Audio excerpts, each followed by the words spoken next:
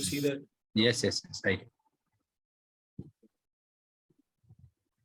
इसमें एक वो चीज नहीं आती, जैसे आपने लास्ट टाइम कहा था कि आई कैन राइट और कट इट आउट और सम, जैसे जैसे इसमें कहीं ऑप्शन मेरे को दिखाई दे दिया नहीं, ये भी है। एक बार ये एबी सर से क्लियर कर लीजिएगा, अभी तो पेपर मुझे क्वेश्चन नहीं दिख रहा। हाँ, आप दिख रहे हैं। ठीक है, स्टार्ट कर दीजिए।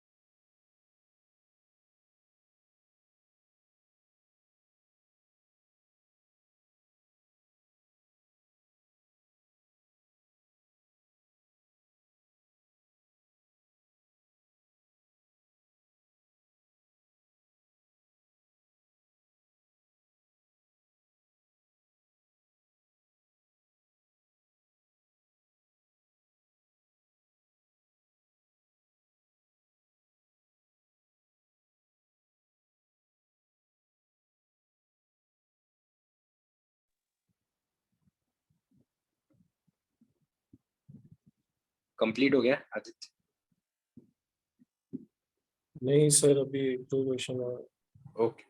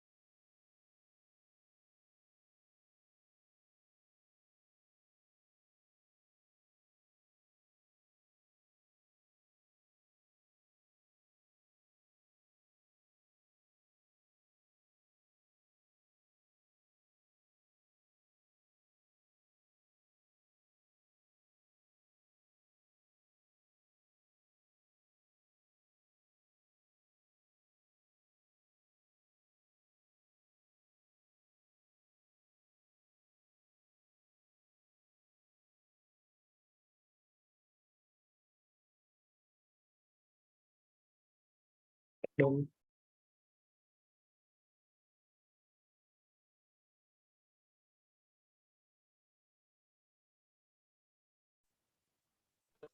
मुझे कुछ कहा था क्या?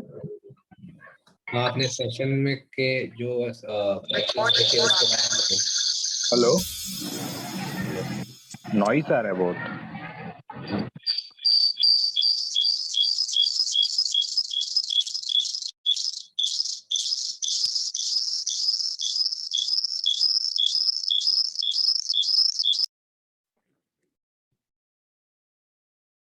अभी ठीक है? Yes sir. थोड़ा सा अभी भी लेकिन है, मुझे पता नहीं क्या है, तो मेरे यहाँ पे इशू होगा शायद नेटवर्क का।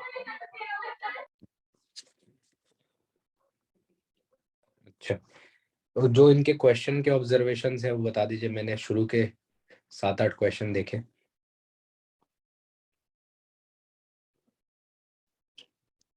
क्वेश्चन तो इजी थे आदित्य। Yes sir. कितने मार्क्स आए? 29 पॉइंट समथिंग। बढ़िया है यार।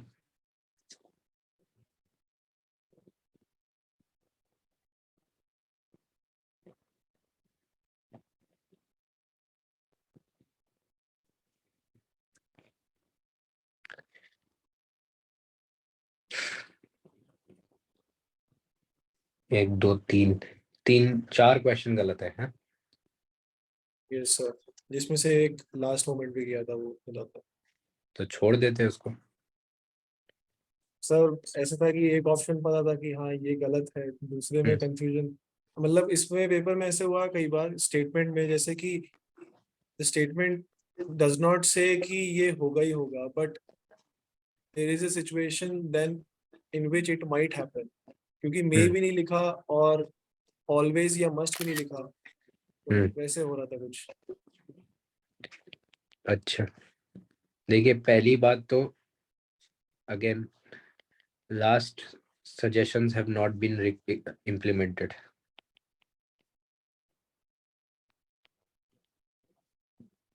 नहीं सर, इस बार मैंने ऑप्शन पढ़ा फिर आंसर देखा, फिर ऑप्शन पढ़ा फिर ऐसे कर रहा था। फर्स्ट 2 क्वेश्चन जो है आपने with in a span of 40 seconds 2 question कर लिए थे। जो सेकंड क्वेश्चन है उसको सिर्फ पढ़ने में मुझे 30 सेकंड या 40 सेकंड लगेगा, है ना? GDP deflator is primarily an indicator of, ये बहुत आसान क्वेश्चन नहीं था जो आपने सीधा प्राइस इन्फ्लेशन लगा दिया। कॉम्पिटिटिवनेस ऑफ द इकोनॉमी जो है उसके बारे में हमको थोड़ा सा सोचना था कि क्यों नहीं होगा। क्योंकि कॉम्पिटिटिवनेस ऑफ इकोनॉमी अपन देखते हैं तो एक्सचेंज रेट से देखा जाएगा, रील या नील अपन हाँ, उससे उससे करते हैं, हाँ, not with real and nominal GDP. But exchange rate के बजाय एक्सचेंज रेट में भी जो फैक्टर्स आते हैं उसमें रियल और नॉमिनल को, नॉमिनल और रियल जीडीपी को डाल रखा होता है ना, और जीडीपी डिफ्लेटर उसमें भी आता है ना। उसमें जीडीपी डिफ्लेटर नहीं आता, उसमें आता है प्राइस इंडेक्स से देखते हैं उसमें अपन, और प्राइस इंडेक्स क्या होता है? सीपीआई कंबाइंड जो है। तो आप ये कह रहे हैं कि अगर यहाँ पर जीडीपी डिफ्लेटर के बजाय सीपीआई को हम कॉम्पिटिटिवनेस ऑफ इकोनॉमी में देखते हैं? नहीं, मैं ये नहीं कह रहा, मैं ये कह रहा हूँ कि कॉम्पिटिटिवनेस ऑफ इकोनॉमी में जीडीपी डिफ्लेटर का मुझे लाइक फर्स्ट एकदम इंस्टेंस में कुछ समझ में नहीं आया कि हाँ, क्या तो जरूरी है। मैं यही बात बस बताना चाहता था कि आपको समझ नहीं आया और आपने सोचने की कोशिश नहीं करी उस पे। You just thought price inflation seems to be an easiable option. Sometimes in UPSC may go for competitiveness of the economy। यहाँ पर तो आप सिर्फ इसलिए बच गए क्योंकि जीडीपी डिफ्लेटर में उसी कंट्री का उसी के पुराने बेस ईयर के साथ नाप के निकाल रहे हैं, है ना? हाँ, मतलब जीडीपी में तो अपन दोनों जीडीपी को रेशियो लेते हैं, तो बेसिकली वो करेक्ट। दिखाता है कि प्राइस कितना चेंज हुआ। हाँ, तो मेरे को सीधे सीधे फॉर द लगा कि सेम आंसर ये कंट्री, होगा। For the same country with respect to its base year, है ना? Yes yes. वरना कॉम्पिटिटिवनेस ऑफ एन इकोनॉमी ऐसा ऑप्शन नहीं था कि हम उसको एक झटके में ही नकार देते, क्योंकि एक लाइन लिखी हुई है आपकी एनसीईआरटी में, in the long run competitiveness of the economy is reflected by the general price levels, है ना? If it would have been a multiple choice, then I would have stuck Correct, for a moment. correct. So the idea is that uh, that 20 seconds or 15 seconds that you spent, ऐसे question UPSC में मिलेंगे which will seem very very easy, but that much prone to stopping your attempt. The reason So, being, those questions have to be done correctly. That is what UPSC's expectation is from you. UPSC आपको paper clear करने के लिए question देती है, ये लो बेटे ये इतने क्वेश्चन है, तुम इतना करके आओगे तो हो जाएगा तुम्हारा, but it does not make it any easy. अब वो preamble, fundamental right, fundamental duty में ऐसे क्लोज स्टेटमेंट्स देगी और आप उसमें से जो आपका बिना थिंक किए अगर आपने देखा, और maybe instead of fundamental duty you will mark as preamble. कुछ जो टर्म्स हैं वो बहुत आसपास हैं और तीनों में ही मेंशन्ड है ना। Yes, sir. तो इसी तरह से यहाँ भी ऐसा था, and then that is the first impression I got कि आपने 20 सेकंड में कैसे कर लिया, how did you mark it as D as price inflation, है ना। Just और because ये single option था इसलिए। Correct. Anyways, so spend time in seemingly easy questions. Now I am not saying you spend time मतलब आप 2-3 minute लगाइए, second guess कीजिए, but not this 10 second rule, क्योंकि 120 minutes 100 questions, so we are getting more than 1 minute per question, है ना। तो ये 10 second की जगह अगर मैंने इस पे 30, 40, 50 सेकंड भी दिया तो I am still well within my right in this question. Reason being question होना करेक्ट चाहिए, ये मेरा ऑब्जेक्टिव है ना। हाँ सर, क्योंकि मेरा उसमें से भी ऑब्जेक्टिव ये आपको, रहता है कि क्वेश्चन हाँ सारे अटेम्प्ट कर ले। हाँ, आपका ऑब्जेक्टिव ये था, and that is why you quickly solve, then you quickly went back, saw which ones you have not marked, and then quickly you attempted जो बच गए, है ना। यस। ना हमको ये 100 क्वेश्चन करने हैं, in any case we have to not attempt more than 92। Best attempts in my all successful prelims has been 88। तो 12 क्वेश्चन का टाइम हमको वैसे मिल रहा है, और इसमें से ठीक है आप बोलेंगे कि सर वो 12 आपने देखे होंगे ना छोड़ने से पहले, हाँ देखा, लेकिन कुछ 8 सवाल ऐसे होंगे जो देखते ही छोड़ देंगे, जिनका अता पता ही नहीं रहेगा, वो स्टेटमेंट पढ़ने के बाद ही समझ आ जाएगा कि ये नहीं हो सकता। स्पेशली एंशिएंट हिस्ट्री के सवाल जो है वो देखते ही पता लग जाता है कि इसमें कुछ नहीं आता। और कुछ सालों पहले तक इन्वायरमेंट के, पोल्यूशन के क्वेश्चंस जो है वो ऐसा दे देते थे कि वो पता होता था कि यार इसमें कुछ मत करो। तो 8 क्वेश्चंस का भी टाइम आपका ऐड हो रहा है इसमें। रीजन बीइंग यूपीएससी थोड़ी ना कह रही है कि यार 88 करो तुम सही। कट ऑफ क्या है, 87 मार्क्स, हम तो 100 मार्क्स मान रहे हैं। 100 मार्क्स के लिए आपको 50 क्वेश्चंस करेक्ट करने। So we should target for marking 60 correct. 30 incorrect भी करेंगे आप, this is 120 marks, this is 30 into 2/3, 100, 20 minus 20, 100 marks, है ना। तो थोड़ा अप्रोच को चेंज कीजिए। Attempting should not be the approach, and ये जनरली डेवलप हो जाता है because of solving too many mocks. Mock में वो जीने मरने वाली स्थिति नहीं होती ना जो प्रीलिम्स में होती है। Mocks make you susceptible to attempting everything, है ना। And it generally happens when you seem to know the answers of first few questions, so it correct, feels like कि एक momentum आ जाता है वो। हाँ। तो मॉक में भी आप स्ट्रेटेजी ये रखिए that I have to score between 100 to 110, what should I do accordingly. If this is what has to be done in a, मतलब प्रैक्टिस मैच है ये अगर आपका, तभी तो आप इसको रेप्लिकेट कर पाएंगे ना मेन मैच। अब आप प्रैक्टिस कर रहे हैं जिसमें आप 180 नंबर का अटेम्प्ट करके आ रहे हैं, तो यहाँ पर कैसे सुधरेगी वो हालत। और यहाँ पर then you will be conflicted, किसको छोड़ू किसको करूं। आदत आपकी क्या है, ये वाली, है ना। Yes, sir. तो इसको इम्प्लीमेंट कीजिए। Now coming to the questions which are incorrect. Question 3, an increasing interest rate is beneficial to people presently holding bonds। तो पहली बात तो हम लिख देंगे बॉन्ड, बहुत सिंपल एक पेज है जिससे बॉन्ड के सारे सवाल आते हैं।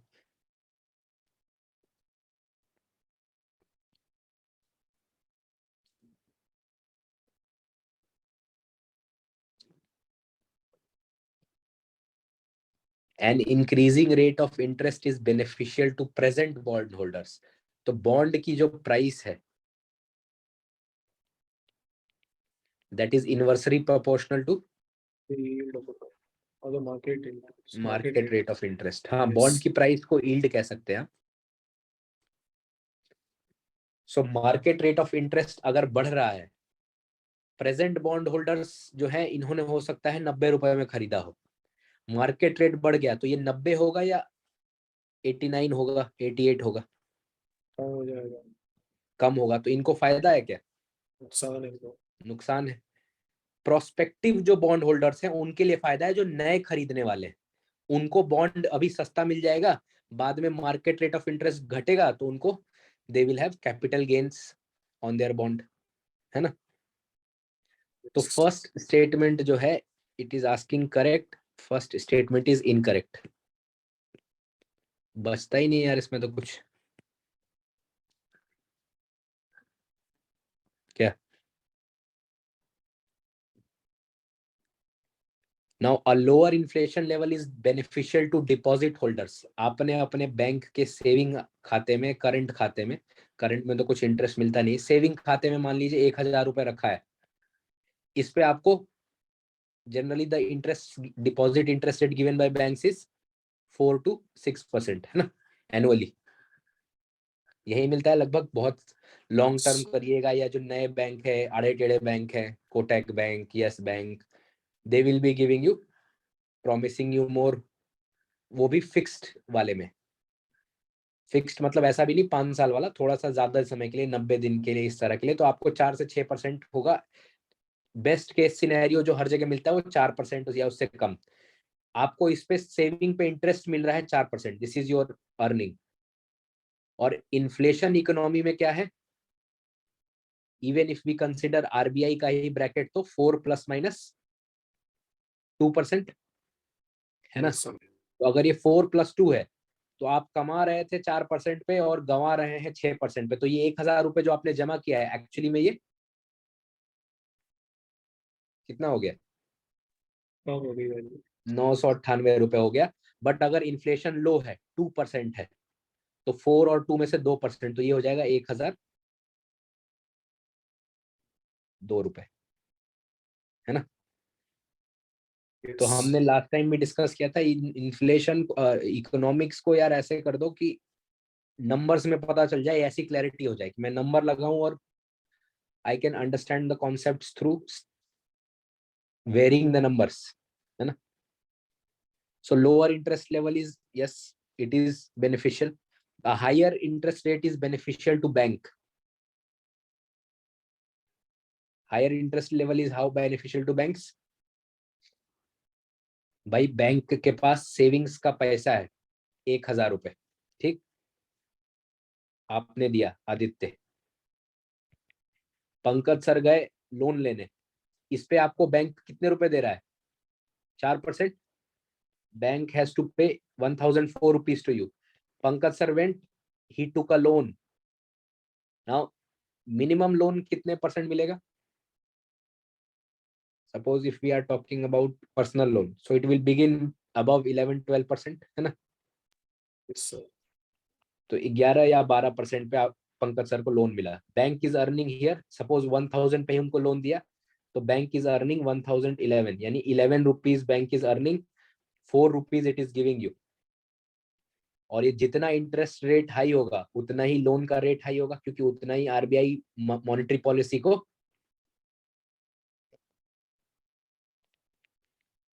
जितना इन्फ्लेशन हाई रहेगा उतना रेपो रेट हाई रहेगा, marginal cost of lending rate it will be linked to repo rate, उतना एमसीएलआर ज्यादा होगा, उतने लोन महंगे होंगे, बैंक को फायदा होगा।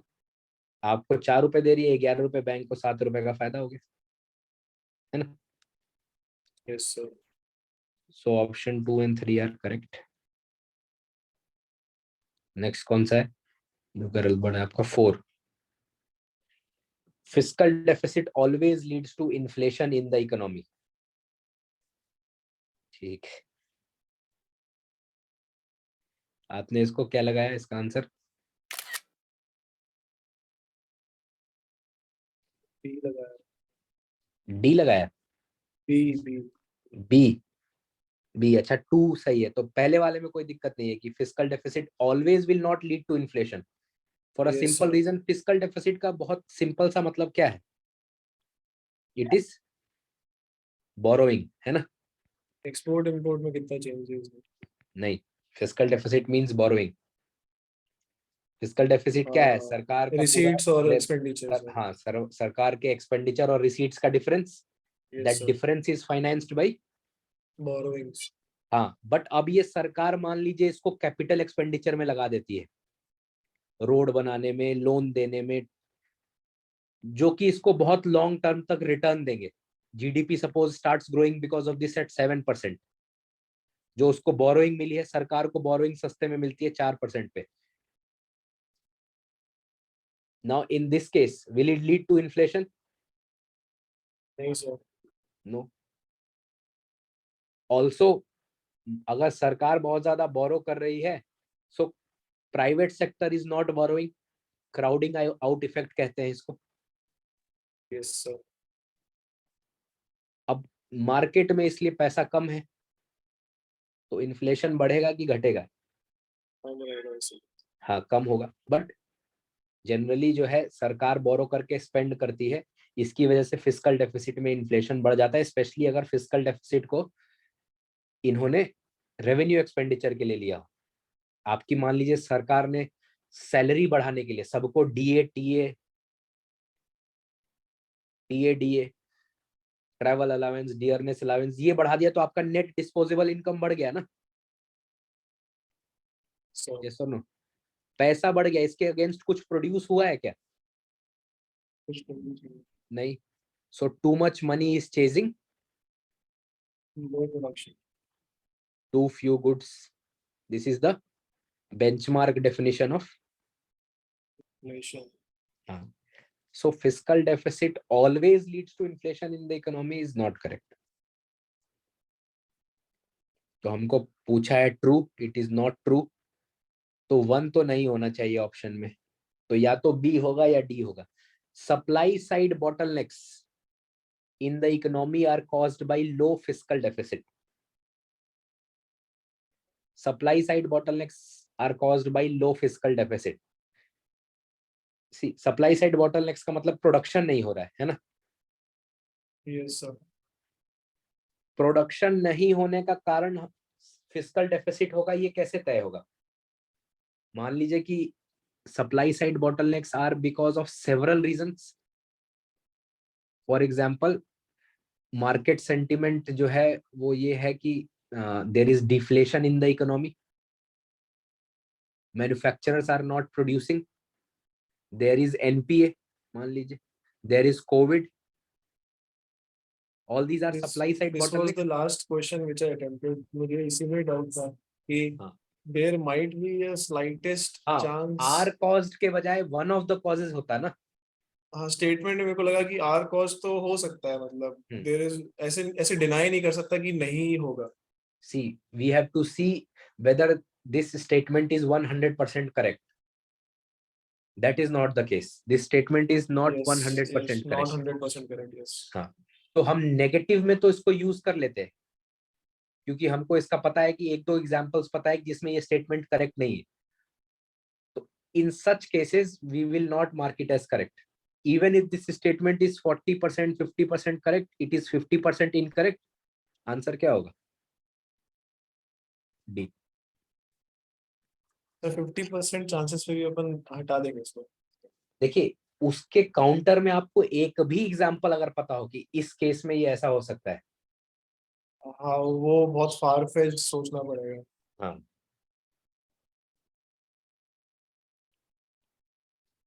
Next question.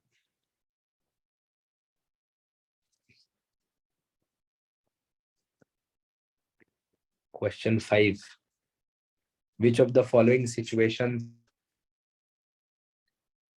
an in which of the following situations an expansion in money supply may not lead to inflation? ठीक है, पैसा बढ़ा रहे हैं लेकिन इन्फ्लेशन नहीं बढ़ रहा है। When the economy is operating at much lower levels of production. अब जब पैसा बढ़ाएंगे,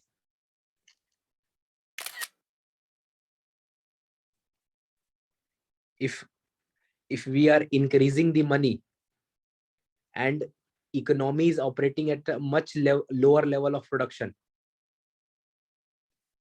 it is asking money increase in money, expansion in money supply may lead to inflation.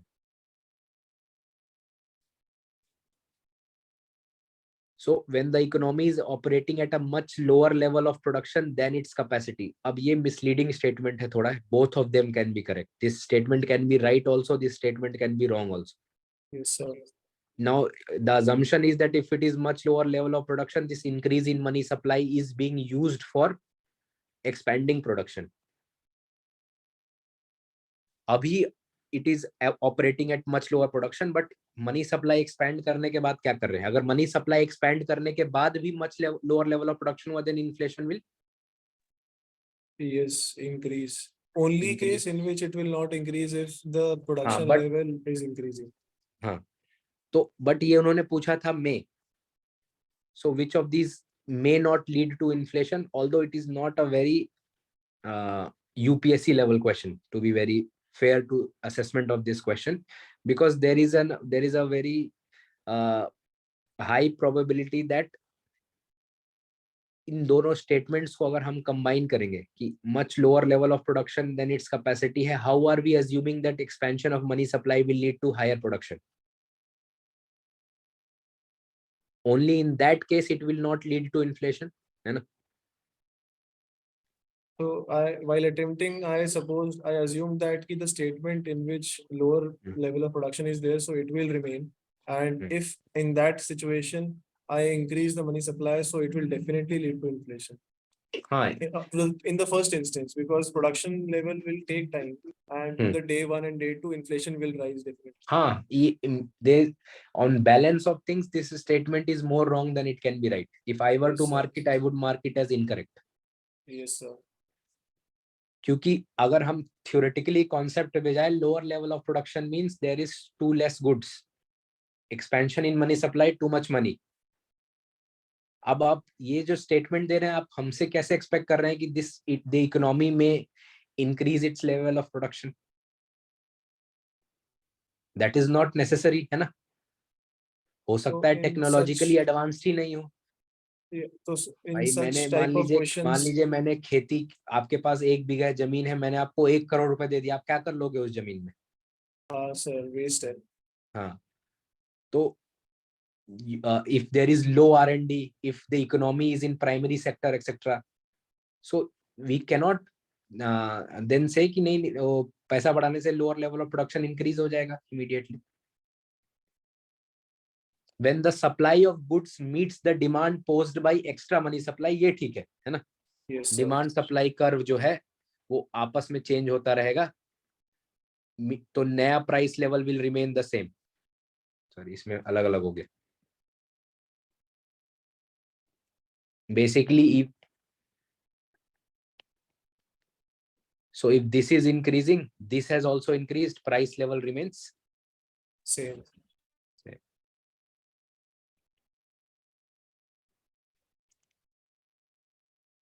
So second statement is fine. Better answer would be B rather than C. Answer में क्या दिया है? So see, I marked it as B. B is a better answer for this. Better क्या? Correct answer. Better क्या होता है? Then answer number 20th. Consider the following. Headline inflation, wholesale price index. It is CPI. Headline inflation का simple सा मतलब क्या है? जो अखबारों के हेडलाइन में आता है. और वो इन्फ्लेशन कौन सा है? जिसको CPI. आरबीआई एंकर भी यूज करती है after Urjit Patel committee recommendations.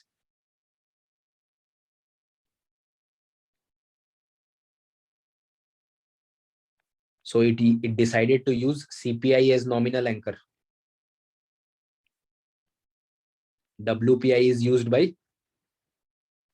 government for fiscal policy. For example, आपका इन्फ्लेशन की वजह से सैलरी कितनी बढ़ानी है, तो उसके लिए सरकार क्या यूज करती है? WPI.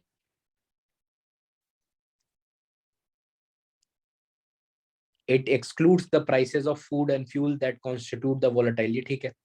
हेडलाइन और कोर इन्फ्लेशन में क्या डिफरेंस है? कोर में अपन उन सबको हटा देंगे। हाँ, हेडलाइन अखबार में सनसनी, वो सनसनी क्यों होती है? या तो प्याज का दाम बढ़ा रहेगा या तेल का दाम बढ़ा रहेगा, है ना। यस, तो कोर एक्सक्लूड वाला इन्फ्लेशन गलत इज, हो गया ना। हाँ, it excludes the prices of food and fuel, जो है हेडलाइन इन्फ्लेशन। एक्सक्लूड्स की जगह क्या होना चाहिए हेडलाइन में? इंक्लूड होना चाहिए। इंक्लूड्स। कोर में एक्सक्लूड होता है। So answer is D, neither one nor two. ठीक है। Otherwise overall performance is good, you have scored more than 30 marks, but कोशिश कीजिए कि now you should get into that range of getting in simple tests getting very good marks, but in a full length test getting in that 60 to 65% correct marks category. ठीक है। Any other doubt? Sir economy हो गया मतलब आपकी तरफ से। हाँ, तो अब मेंस आंसर राइटिंग भी करनी है या फिर इकोनॉमिक्स, रुके? इकोनॉमिक्स का मेंस के लिए आपने वो वीडियोस देख ली है जो समाचार वाणी में डली हुई है? समाचार वाणी में? हाँ, कुछ समाचार वाणी के पुरानी वीडियोस हैं जो मैंने ली है। फॉर एग्जांपल इन्वेस्टमेंट मॉडल पे लिया है, इंक्लूसिव ग्रोथ पे, अनएम्प्लॉयमेंट पे, पोर्ट्स सेक्टर पे, एग्रीकल्चर, जब डायरेक्ट अपन ने इनडायरेक्ट। कोर्स स्टार्ट किया था तब आपने मेरे को पॉवर्टी और इंक्लूसिव ग्रोथ का देखने को कहा था, उसके अलावा नहीं देखा मैंने। हाँ, तो उसके अलावा मतलब अभी मेंस का तो आपने कुछ पढ़ा नहीं है मेंस के पर्टिकुलर सिलेबस के लिए? हाँ मतलब हम्म, नहीं। जैसे फॉर एग्जांपल हमने सिर्फ जीडीपी पढ़ा है, बट मेंस का जीडीपी अलग है ना। Why GDP is the rightful indicator और नॉट, वो सब या वो तो ईएमपी में होगा। अभी अगर आप लिखना चाहते हैं तो आप समाचार वाणी की मेरी पुरानी क्लासेस देख लीजिए। वो देखने के बाद फिर हम आपको एक सेक्शनल टेस्ट दे देते हैं इकोनॉमिक्स का। ठीक है, और अब नेक्स्ट क्या स्टार्ट करना है प्लानर में?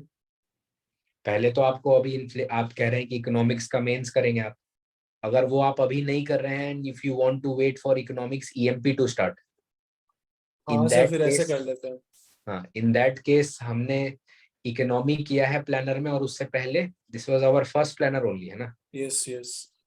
तो बड़ा सब्जेक्ट जो है इकोनॉमी है, पॉलिटी है, ज्योग्राफी है, इन्वायरमेंट है।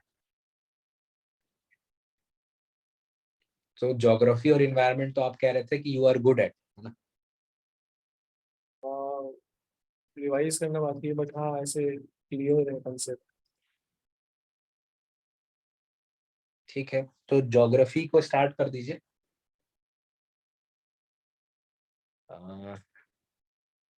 ज्योग्राफी और इन्वायरमेंट को कंबाइंड स्टार्ट कर दीजिए, ओके सर। और in that you will be revising your EMP also. इसका प्लानर आपको दे देंगे, target geography plus disaster management plus environment with B revision.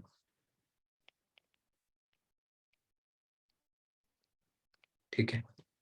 और ज्योग्राफी में कंसेप्चुअली कहीं पर कोई भी डाउट है, feel free to ask me. Geography, polity, these are my subjects. तो इसमें किसी भी तरह का कोई भी डाउट है in understanding, connect with me. Okay. Disaster management करना सर। डिजास्टर मैनेजमेंट में कुछ पार्ट तो हमने ईएमपी में कवर कर लिया। फॉर एग्जांपल सुनामी किया तो सुनामी का मैनेजमेंट कर लिया। सुनामी हो गया, फ्लड्स हो गया, और अपन ने एक अर्थक्वेक हो गया, अर्थक्वेक लैंडस्लाइड और मैनेज, सॉइल इरोजन कर लिया। हाँ हाँ, सॉइल कर दिया और लैंडस्लाइड मैनेजमेंट कर लिया। बट इसके अलावा जो दो चार चीजें हैं जो करंट की हैं, जैसे Sendai framework, Hyogo framework, prime minister 10 point plan, what is disaster, what is ये, तो उसके लिए हम आपको एक पीडीएफ देंगे 50 पेजेस का, वो आप पढ़ लीजिएगा। बिकॉज डिजास्टर मैनेजमेंट मैंने एक बार भी पढ़ा नहीं है, बेसिक कोई कोई बुक भी नहीं पढ़ी वैसे। ये मोर देन सफिशिएंट है। इसमें से भी आधे पार्ट आपको पढ़ने नहीं होंगे, जैसे इसमें अर्थक्वेक मैनेजमेंट लिखा होगा, ये सब वो जो आपको पढ़ना नहीं है वहां से। ठीक है। उसमें से हम सिर्फ वो वाला पार्ट पढ़ेंगे जो ये करंट से रिलेटेड है, जैसे what is disaster management, types of disaster. कुछ एक डिजास्टर्स हैं जो आपको नहीं कराया मैंने, फॉर एग्जांपल फॉरेस्ट फायर, तो वो आप वहां से देख लेंगे। अर्थक्वेक वगैरह भी दिया है बट वो सब इनकॉर्पोरेटेड है अपने नोट्स में। Earthquake, tsunami, landslide, floods, droughts, ये सब कुछ इनकॉर्पोरेटेड है और हमारे नोट्स बेटर हैं एज कम्पेयर टू जो ये बुकलेट है। बट इस बुकलेट में आपको करंट का फ्रेमवर्क अच्छा मिलेगा, नेशनल डिजास्टर मैनेजमेंट पॉलिसी और नेशनल डिजास्टर मैनेजमेंट प्लान है इसमें, प्राइम मिनिस्टर 10 पॉइंट प्लान है, और आपका सेंडाई और हाइगो, मतलब हाइगो पहले आया था फिर Sendai framework, build back better. ठीक है। Okay sir. हाँ। वन मोर थिंग, हाँ। जैसे अभी इकोनॉमी हो गया तो अब अपन जैसे ज्योग्राफी पे शिफ्ट करेंगे, तो how to be in touch with economy meanwhile so that I don't forget और I don't just get out of touch. Regarding economics, how to get out of touch? How not to get out of touch? How not to get out of touch? Uh, See, one way is to keep practicing mock tests. जैसे आपने हमारा mock test कर लिया है ना, now you pick up any mock test that is available in the market और economics के questions को सॉल्व करते रहिए, और वो मेथड लगाइएगा कि ये क्यों सही है, ये क्यों गलत है। पर्पस वहां पर ये नहीं है कि आप वो मॉक टेस्ट सॉल्व कर रहे हैं, पर्पस ये है that you are revising your concepts, है ना। Yes sir. हाँ, तो आप दिन में कभी भी 10-15 मिनट निकाल के इकोनॉमिक्स के 10 क्वेश्चन सॉल्व कर लिया आपने।